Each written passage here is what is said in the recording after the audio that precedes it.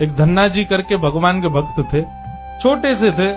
घर में संत आए, संत शालिग्राम भगवान की सेवा करते थे। अब धन्ना जी बैठ करके देखते थे और देखते ही बड़े खुश होते थे।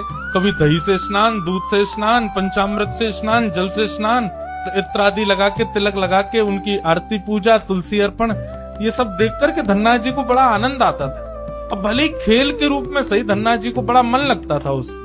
कुछ दिन बाद संत जाने लगे तो धन्ना जी रोने लगे, बोले कि आप तो चले जाओ लेकिन अपने ठाकुर जी मुझको दे जाओ, उनकी सेवा मैं करूंगा।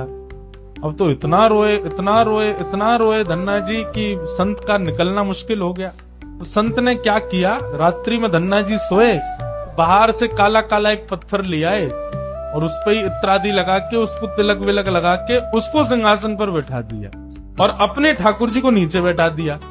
धन्ना जी सुबह बोले, संत जी आप मत जाओ, छोटे बालक। संत बोले, अच्छा देखो, अंदर आओ मंदिर में।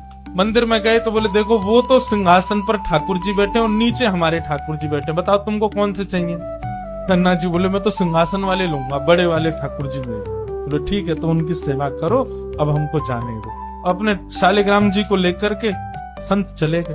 अब धन्ना जी उस पत्थर की सेवा करते हैं, असली शालिग्राम तो संत अपने संग ले गए, लेकिन धन्ना जी इतने भाव से सेवा करते थे।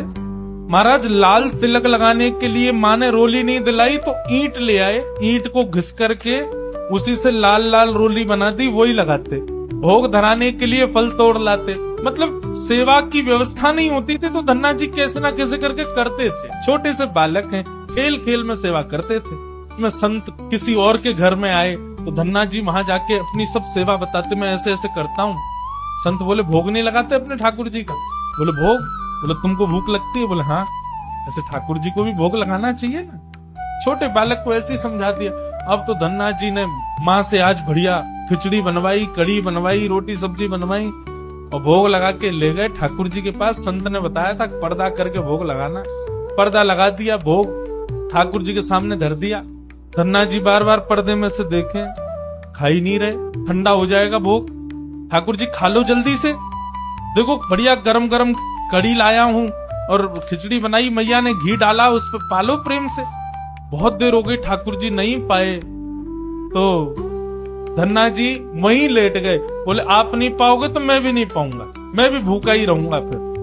अब इतना सहज सरल प्रेम धन्ना जी का, भूखे प्यासे धन्ना जी पड़े हैं नीचे, छोटा सा बालक है, ठाकुर जी से देखा नहीं गया। इतने में ही महाराज लेट गए धन्ना जी, उनको चटकारों की आवाज आने लगी।